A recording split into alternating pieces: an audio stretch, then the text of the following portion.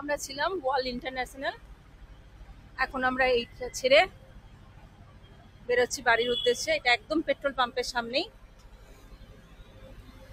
এটা ছেড়ে এবার আমাদের নেক্সট ডেস্টিনেশন আসামের গুয়াহাটি। Driver ready. এই আমাদের হোটেল, যথেষ্ট সুন্দর পরিষেবা।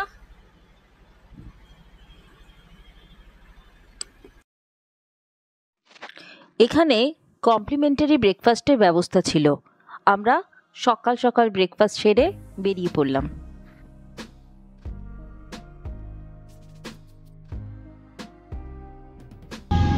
কি কি আছে এটাতে? রেড, এটা কি আছে? খোলো। পোহা, পুরি, পুরি, সবজি মানে ঘুগনি, ডিম, চা।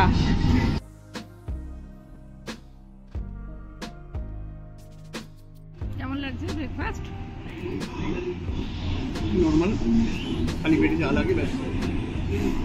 চিনি ঠিকঠাক আছে। আবার আমরা অরুণাচলের একটু ভেতরে যাচ্ছি। অর্কিড রিসার্চ সেন্টার টিপিতে আছে। এখান থেকে 4 কিলোমিটার দূরে টিপি বলে একটা গ্রাম আছে, সেখানে অর্কিড রিসার্চ সেন্টার আছে। কালকে তো আমরা সন্ধ্যাবেলা দেখা হয়নি, তো আবার মানে শেষ হইয়াও হইল না শেষ আর কি। কামেং রিভার সামনে দেখতেই পাচ্ছেন। ভালুংপং এর অন্যতম বিউটি কিন্তু এই কামেং রিভার। এই বিউটিটার জন্য অনেকে ভালুংপং এ সময় কাটায়।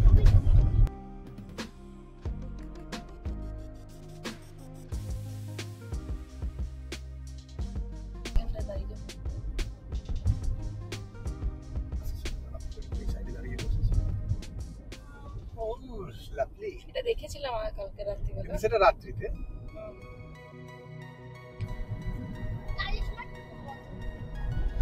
আপনারা ভালুংপং ছাড়ার পরেই কামেং নদী ডান দিকে আপনাদের সঙ্গ নেবে। কামেং নদীর সুন্দর রূপ দেখতে দেখতে আপনারা ধীরে ধীরে বমডিলার দিকে যেতে থাকবেন। আর সামনে টিপিতে একটা অর্কিড রিসার্চ সেন্টার আছে, অনেকেই দেখতে পারেন।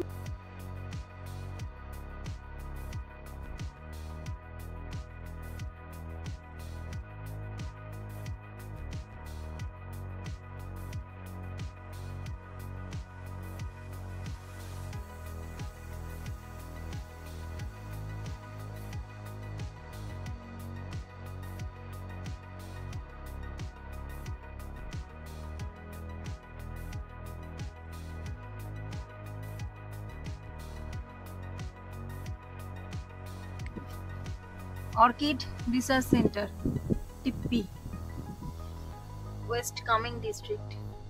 ঠিক ভালুংপং ছেড়ে আসার 4 কিলোমিটার পরেই রাস্তার ধারে ডান দিকে টিপি অর্কিড রিসার্চ সেন্টার পড়বে। জাস্ট একবার ঘুরে আসতে পারেন আর কি। 20 रुपया बच्चे के देना पड़ेगा क्या? हो जाएगा बच्चे। अच्छा যা এখানে এসে 20 টাকা একটা টিকিট কাটতে হয়, তারপরে আমরা রিসার্চ সেন্টারে ভেতরে ঢুকতে পারবো। এই যে 20 টাকার টিকিট ম্যাডাম দিলেন, পার হেড 10 টাকা, অনলি 10 রুপিস। 10 রুপিস। ওকে ওকে ওকে।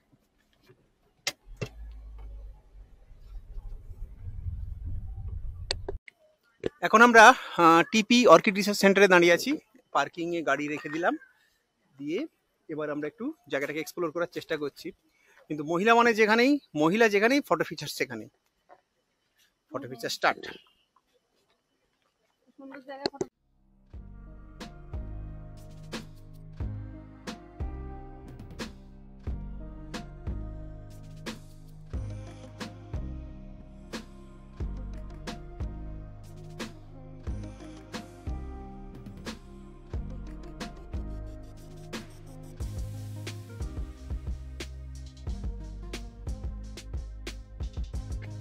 ऑर्किड जंगल राइट साइड।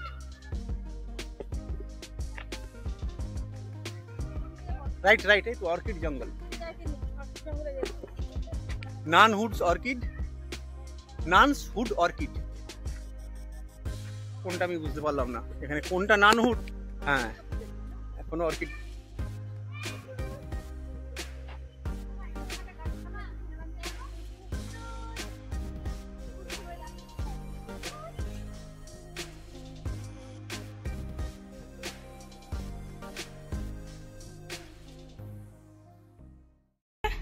এই অর্কিড হাউসে ফুলগুলোকে একটু টেম্পারেচার বাড়িয়ে রাখা হয়েছে। এখানে উষ্ণতা অ্যাপ্রক্সলি 25 থেকে 30 ডিগ্রি সেন্টিগ্রেড। বেশ গরম লাগছে আমাদের। নর্মাল টেম্পারেচার যেখানে 20 থেকে 22 ডিগ্রি হয়, এখানে টেম্পারেচার বেশি, বেশ গরম লাগছে। এই ফুলগুলোকে অতিরিক্ত উষ্ণতায় রাখা হয়। এখানে টেম্পারেচার মেশিন দেওয়া আছে, টেম্পারেচার কন্ট্রোল করে এই অর্কিডগুলো ঢুকানো হয়। হ্যাঁ, টিপি অর্কিড রিসার্চ সেন্টার থেকে কামেং নদীর একটা ভিউ দেখা যায় সুন্দরভাবে। অরুণাচল থেকে আসা কামেং নদী সুন্দরভাবে বয়ে চলেছে। সামনে অরুণাচলের পাহাড় শুরু।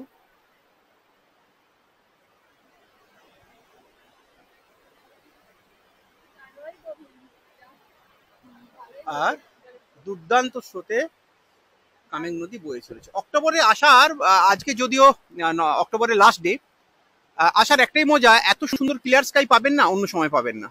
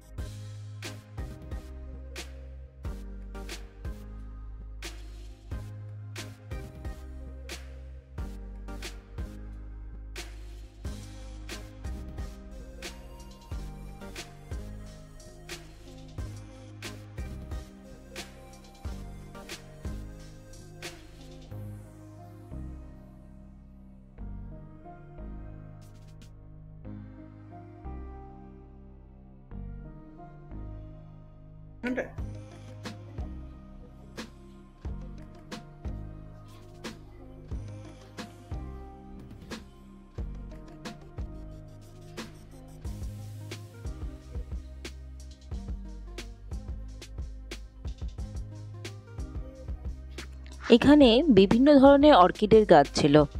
তার মধ্যে বিশেষত্ব হলো এই যে অর্কিডের গাছগুলো দেখছেন, এগুলি সবই বাতাসে থাকা জলীয় বাষ্প থেকেই জল সংগ্রহ করে। এদের নিচে কিন্তু কোনো মাটি বা জল দেওয়া নেই।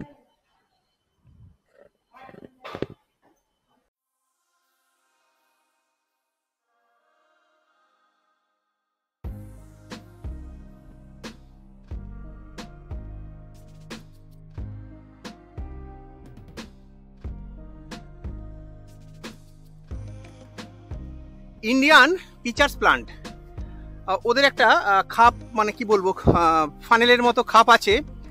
এই প্লান্ট পোকামাকড়কেও খেয়ে হজম করতে পারে। দাঁড়ান, আপনাদেরকে দেখাচ্ছি সেই ফানেলটা। দেখুন, দেখতে পাচ্ছেন, এই ফানেল দিয়ে এরা খেয়ে পোকামাকড়দেরকেও হজম করতে পারে। এই দেখুন ফানেলটা কি করে কাজ করে জানো? কোথায় ফানেল থাকে এবং যখন এটা পোকা ঢোকে তখন এটা নিজেকে চুপসে। আমাদের অর্কিড গার্ডেন দেখা হয়ে গেছে টিপিতে। এরপরে আমরা ভালুংবং বর্ডার পেরিয়ে আসামে ঢুকবো। আজকে আমরা গুয়াহাটিতেই থাকবো। গুয়াহাটি জিঞ্জার হোটেলে থাকার প্ল্যান আছে।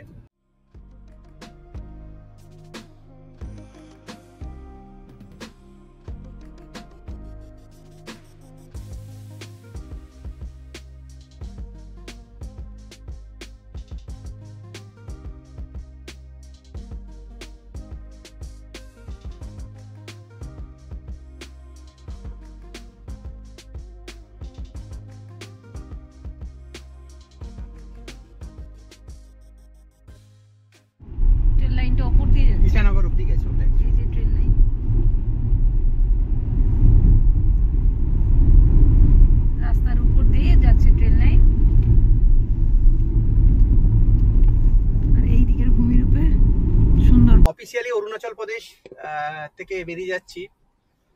মন ভারাক্রান্ত, এতদিন অরুণাচল প্রদেশে ছিলাম। তো যাই হোক, অফিসিয়ালি একবার বেরিয়ে গেলে আমাদের আইএলপি শেষ। Bye bye Arunachal Pradesh. এবার আমরা আসামের আসামে দিকে ঢুকবো। ঢুকছি। এবার আসামের এই যে gate, আইকন গন্ডারের সিং। Welcome to Assam. আমরা এবার আসামে পৌঁছলাম। আসামে পৌঁছালাম। একই বাজার, ওখানেও যা দেখেছি সব।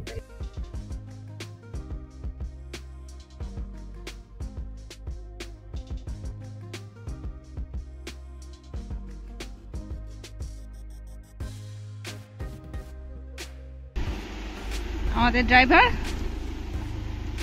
গাড়িটা এখানে ল্যান্ড করে এই প্রকৃতির মাঝে বসে কিছুটা সিনিক বিউটি উপভোগ করব বলে এখানে এসেছি।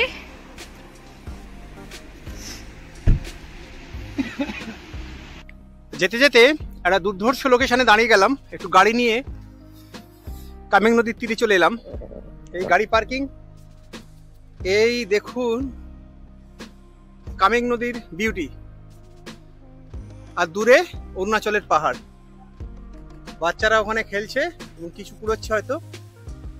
আর আমার মেয়ে ক্যাম্পিং চেয়ারে বসে আমরা একটু উপভোগ করছিলাম। আর ওই দিকটা অনেকটা সমতল ছিল, ওই দিক দিয়ে নামতে পারছিস। আমার মেয়ে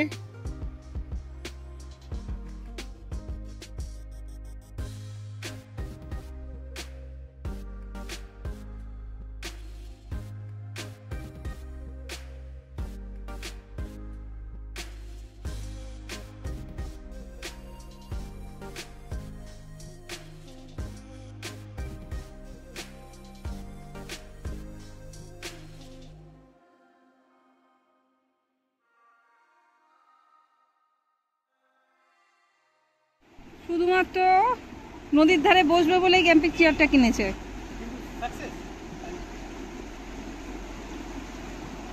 এই সামনের ভূমিরূপ, পাহাড়, নদী,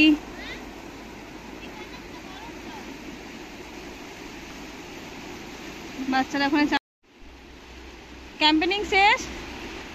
এবার আমরা চললাম পরবর্তী ডেস্টিনেশন গুয়াহাটি। প্রকৃতির মাঝে একটা সুন্দর সময় কাটিয়ে আমরা চললাম পরবর্তী পথে। আমরা বালিপাড়া পৌঁছে গেছি। এই বালিপাড়া হলো একটা 4 পয়েন্ট ক্রসিং। একদম বাঁ দিকে চলে যাচ্ছে আপনার ইটানগর, ডান দিকে হয়তো আমরা যাব সোজা। আর ডান দিকের রাস্তাটা মেবি গুয়াহাটির দিকে যাওয়া যায়, I don't know, but as per Google আমাকে সোজা যেতে বলছে। তো উই শুড প্রসিড স্ট্রেট। তো বালিপাড়া থেকে আর 23 কিলোমিটার গেলেই পাওয়া যাবে তেজপুর টাউন। তো তেজপুর থেকে সোজা আমরা 4 লেন পাবো আশা করা যায়। তো এখন আমরা তেজপুরের দিকে এগোচ্ছি। আমরা এখন তেজপুর শহর অতিক্রম করছি।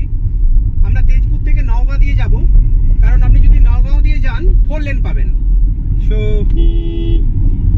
আমরা এখন নওগাঁর দিকেই যাচ্ছি, কারণ 4 লেন ধরে গুয়াহাটি যাব। এদিক দিয়েও যাওয়া যায় মঙ্গলদৈ হয়ে। হেকটিক জার্নি, সিঙ্গেল লেন, খুবই হেকটিক জার্নি এবং কনজেস্টেড। মঙ্গলদৈ রাউটা হয়ে যাওয়া যায়, রাউটা মঙ্গলদৈ, কিন্তু খুব কনজেস্টেড, সিঙ্গেল রোডের মধ্যে দিয়ে যেতে হয়। আমরা এখন নওগাঁ দিকে যাচ্ছি।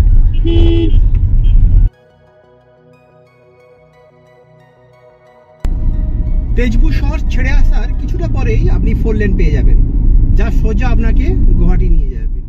আমার মতে আপনি যখন ফিরবেন অলওয়েজ এই 4 লেনকে অ্যাক্সেস করার চেষ্টা করবেন। মঙ্গলদৈ নেভার, মঙ্গলদৈ দিয়ে যাবেন না, 4 লেন অ্যাক্সেস করবেন ভায়া নয়গঞ্জ।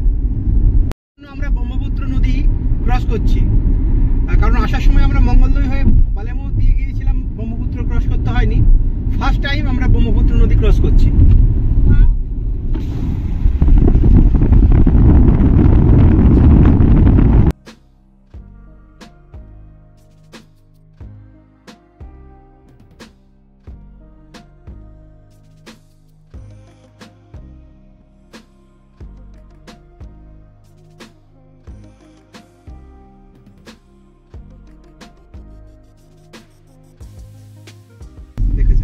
ব্রহ্মপুত্র নদীর পরে টোল প্লাজা।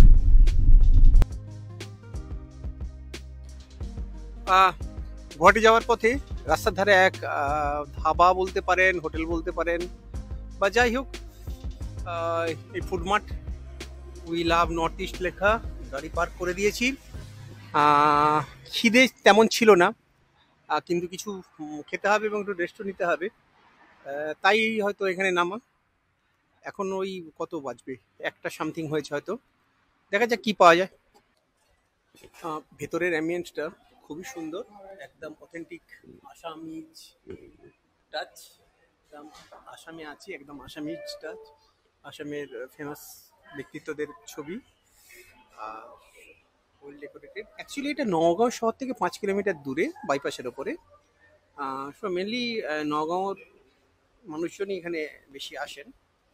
তো আমরা 3টে ভেজ থালি আর লোকাল বরালি ফিশ আর মেয়ের জন্য মাটন অর্ডার দিয়েছি। দেখা যাক কেমন হয়, আসুক তারপরে আপনাদেরকে জানাচ্ছি। ওয়েলকাম ড্রিঙ্ক আমপানা, মেয়েকে একবার দিয়েছিল, আবার দিল। ঠিক আসামে আমাদের যে থালিটা দেওয়া হয়েছিল তার মধ্যে ভাত ডাল ছাড়া ম্যাক্সিমামই জানি না সবজি, অর্ধেকের নামই চিনি না। অথেন্টিক আসামিজ থালি, ভাত ডাল 2 রকমের, সামথিং তরকারি, এটা কোনো চাটনি হবে, প্রায় দই, চাটনি না, কিছু ভাজা ভাজা, এটাও কোনো ডাল হবে, আলু ভাতে, এটাও আলু ভাতে, এটা তাহলে অন্য কিছু ভাতে হতে পারে। আর এটাও জানি না, আমি কি জানি না, এটাও কোনো ভাজা হতে পারে। এর সাথে আমরা অ্যাড অন মুরলি মাছ নিয়েছি, দেখা যাক। আচ্ছা, আর একটু বলে দিই, এটা অ্যাকচুয়ালি ব্যাম্বু, আসামে প্রচুর পরিমাণে কনজিউম করে, অরুণাচলেও খায়, এটা ব্যাম্বু। আসামের প্রসিদ্ধ বরালি মাছ, আমি এর আগে কখনো খাই না, আমাদের বাংলা থেকে কি বলে আমি জানিও না। বরালি ফিশ আর মেয়ের জন্য মাটন কষা অথেন্টিক।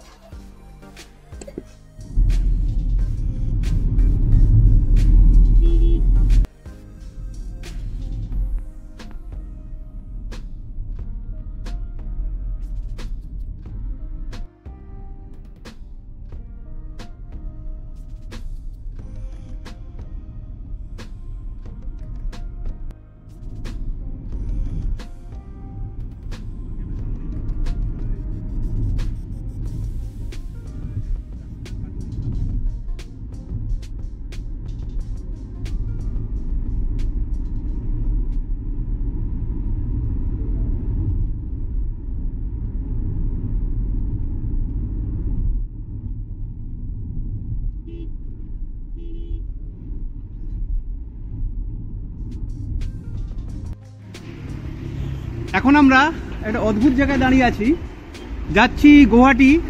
দেখুন, কিন্তু টেকনিক্যালি এটা পড়ছে নাকি মেঘালয়তে, মেঘালয়তে পড়ছে। এবং অদ্ভুত ব্যাপার দেখুন, যেখানে আসামে তেলের দাম প্রায় 92-93 টাকা লিটার, এখানে ডিজেল কিন্তু 85 টাকা লিটার। ফিল চলছে, একদম বর্ডার, এই রাস্তাটাই নাকি আসাম আর মেঘালয়ের বর্ডার। আমরা বাঁদিকে যেহেতু আছি, এটা এখন মেঘালয়। আচ্ছা আচ্ছা,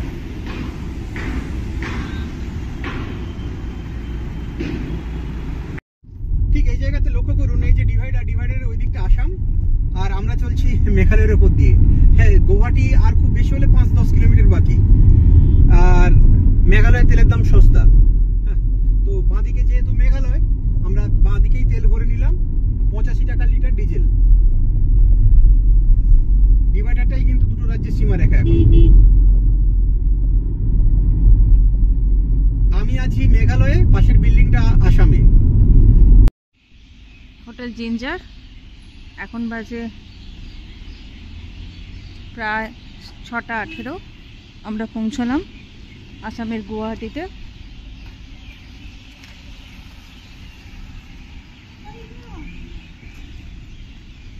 এখানে এন্ট্রান্স।